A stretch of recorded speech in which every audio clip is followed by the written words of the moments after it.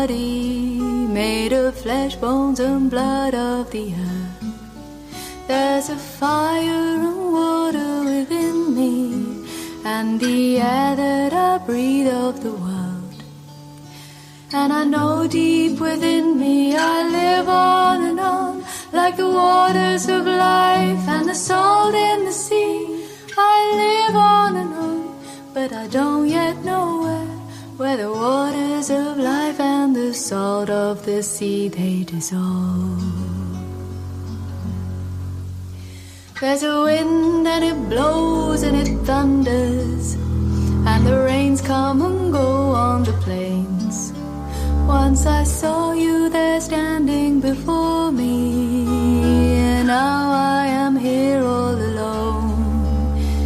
And I know deep within me you live on and on, like the waters of life and the salt in the sea. You live on and on, but I don't yet know when the waters of life and the salt of the sea they dissolve.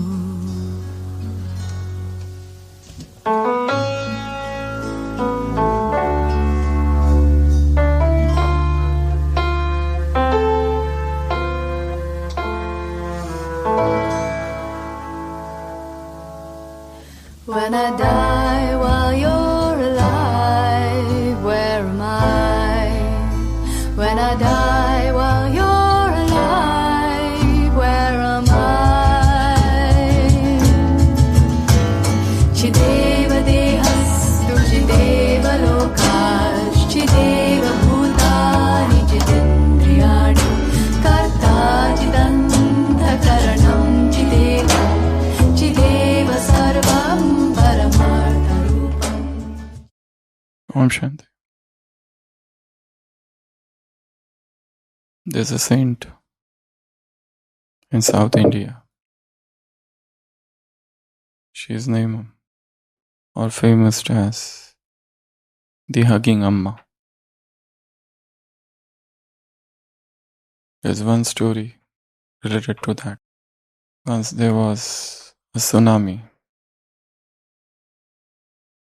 in one area in Tamil Nadu, Nagapattinam, and the brahmacharis of the ashram went there for the rescue task. Whilst the relief work was going on, one of the brahmacharis thought he should visit the nearby Shiva Temple, and with this end in mind, he went there. But when he reached there, he found there's a lot of crowd and there is a huge queue in front of the temple. He couldn't do anything else than just standing there in the queue. And whilst he was standing there, he was getting restless because the line was big. And the movements were slow. So he was getting restless, fidgety. Looking at his restive movements, the policeman who was there got suspicious. He thought, this guy is a pickpocket. So he caught hold of him, started searching his pockets and everything. The brahmachari was again and again trying to prove his innocence, but to no avail. The policeman was beyond any convincing, and ultimately he took that brahmachari to the police station and locked him up. When the other brahmacharis got to know that one of their colleagues is missing, they were worried. They inquired here and there, and ultimately they got to know that their friend is behind the bars. So they reached the police station, met the police inspector, and informed him about the real situation. The brahmachari got released.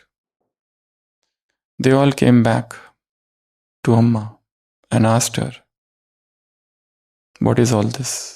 A brahmachari who has dedicated his entire life to a noble cause, and we are going there to help the afflicted, the suffering, the poor. We are engaged in such exalted task with such elevated aim, and yet the brahmachari had to spend the entire night in lockup. Why? What is the reason for this weird turn of events? And Amma said,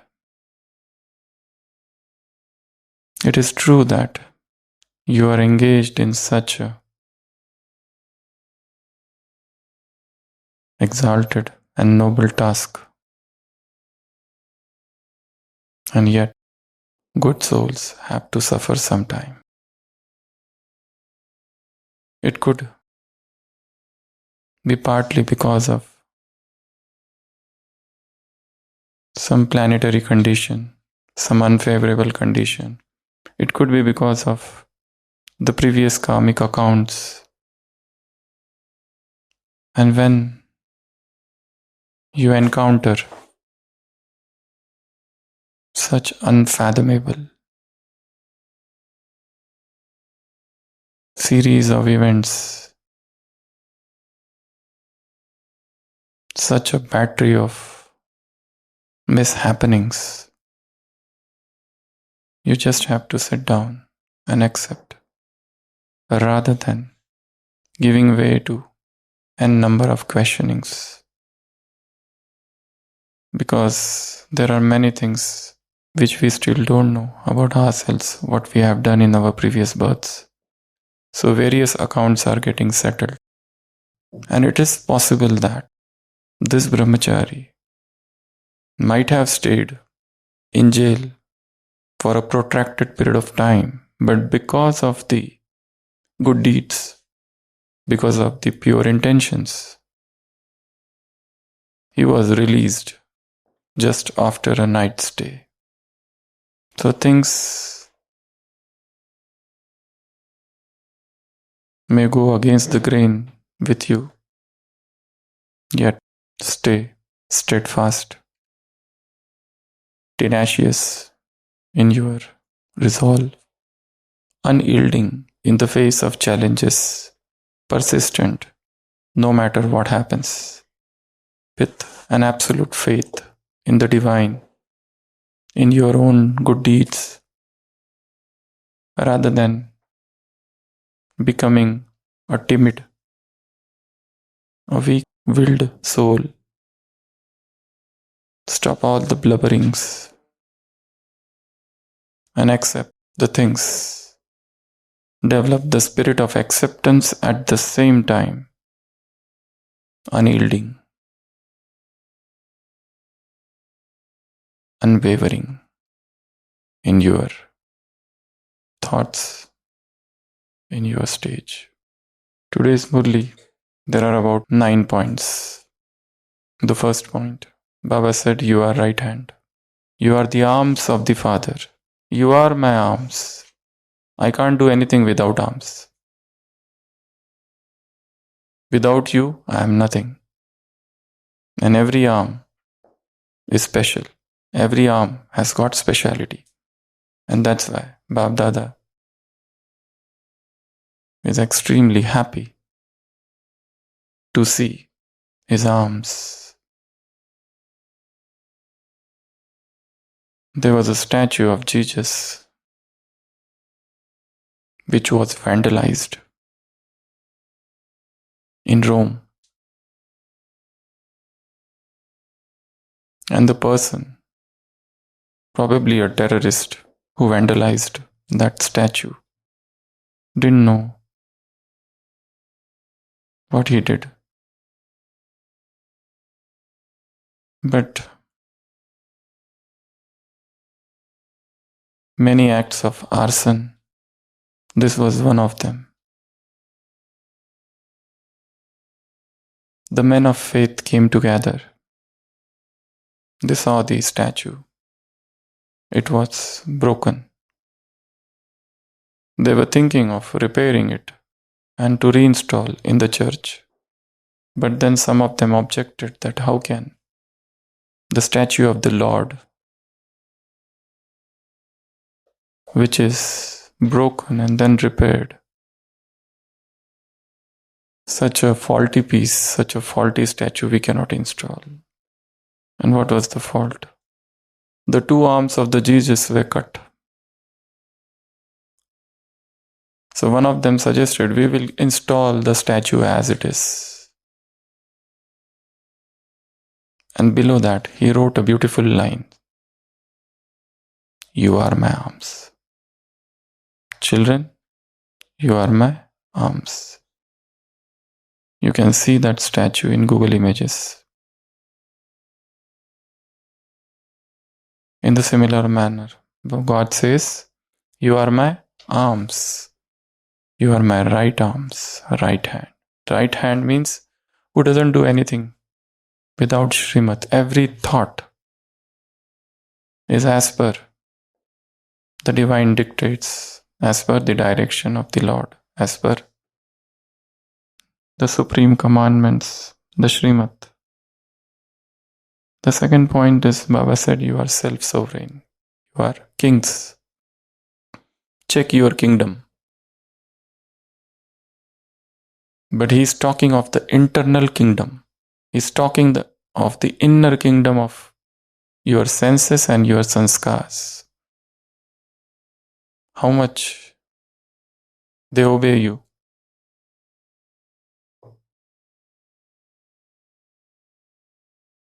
Or there is an inner rebellion going on. A state of complete anarchy. Check. Be the king. Be self-sovereign. Means self-control. If you are king here, you will be king there. If you are leader here, you will be leader there. Be the world leader, so that you become the world leader. Instill those sanskars of self-restraint.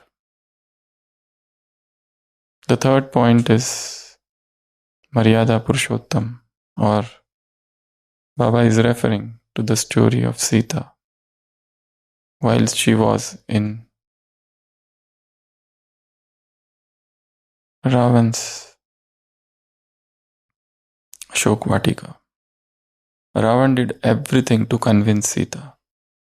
He did everything to marry her. He proposed her directly. He showed her his powers, physical powers. He narrated before her his own glories, how he defeated all the gods and goddesses. He appointed demonesses to convince her, sometimes to terrify her, sometimes to chide her, to coax her.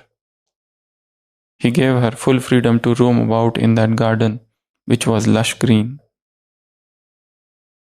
He tried everything. He showed how imbecile Rama was, how infirm his power is, and he showed how Ram could never reach. He showed his gyan, he showed his modesty. Sometimes he would sit in tapasya in front of her so as to convince her that he is a better match for her. He left no stone unturned. Yet she was tenacious. His every attempt failed. Baba said, you are the real Sita. Never attracted by Ravana, no matter in what form he comes. You are a person who follows the greatest code of conduct, Yada Purushottam. Instill those sanskars, imbibe those sanskars within you. And one day will come when Ravan, will bow down in front of you. Ravana, the 5 vices and the 5 elements, they will get turned into 5 beautiful virtues. They will serve you and you will express your gratitude. So that's the third point. And the fourth, Baba is meeting with a group of Australians and he said to them that you have a lot of patience. The spiritual path entails a lot of patience because sometimes the progress is slow that you feel that you are there only where you were 6 months back, or rather you are receding back. This is the path of patience. This is the path of eternal patience. This is the path of eternal waiting. Not getting disheartened. With that firm faith, keep moving. Stop not.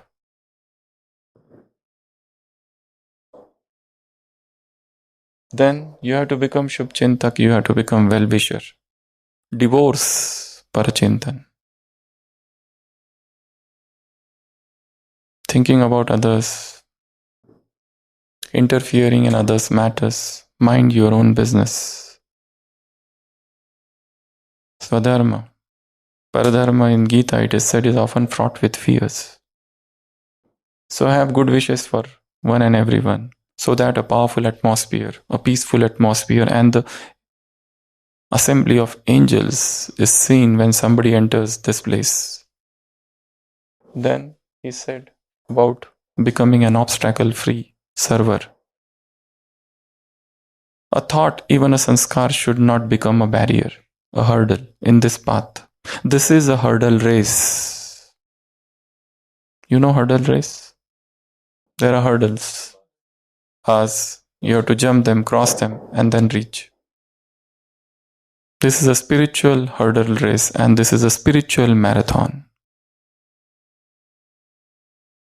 So prep yourself.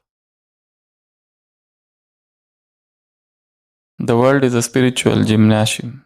You have come to become spiritual gymnast, to build your spiritual muscles with spiritual drills. And the greatest drill is to become bodiless.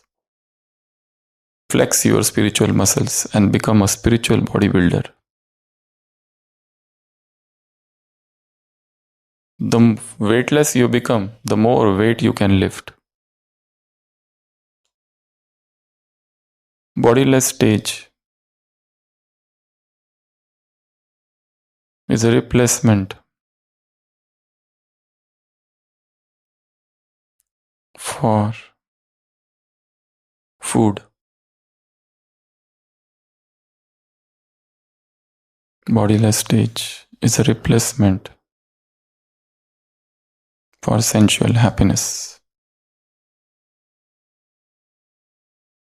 The next is you become Vishwa Kalyankari. It is not just about Australia or this area or that area. You belong to the world. You have not just come for one place, person, one place, one district, one village, one state, one country. Your interests are international, not national. You are Vishwa Kalyani. Unlimited visions you have. And then you are the waker of Kumbhakarna. Baba has focused on service of the influencers. Influence the influencers. Impact the VIPs. Bring them to wake up the Kumbhakarnas of India, because they wake up, say ha, and then they go to sleep snoring again. And the last point is mantra. Give regards and you get regard. This is the secret of expansion of service. So these are the 9 points and today's homework. Create a powerful vibrations for global service. So throughout the day, in between, Take out 5 minutes and send vibrations of peace. This is the subtle service. And impact the VIPs. Impact those who are in power. Impact the influencers. Those who can influence thousands. The second is make a chart like that. Write 10 points in you. The 10 types of distraction. That is 10 Ravan's head. And 10 powerful weapons you have, or 10 divine virtues, or spiritual points, or spiritual counter weapons, antidotes to counter the effect of that distraction, that vice, that Ravan's head. That is second, subtle service visualization practice, identifying and overcoming Ravan's 10 form. This is the same thing as. So this is a chart. You can think of the distractions you have, the vices you have, the imperfections, the failings, the weaknesses, the flaws, the defects, and what you can do to overcome them, what you can do to counter them, what are the weapons you can think of. Go in silence and churn, think, contemplate, and come out with something, because somehow you have to sever all those heads. The ashes should be sacrificed in the ocean. Burn the Ravan and throw his ashes into the ocean. Om Shanti.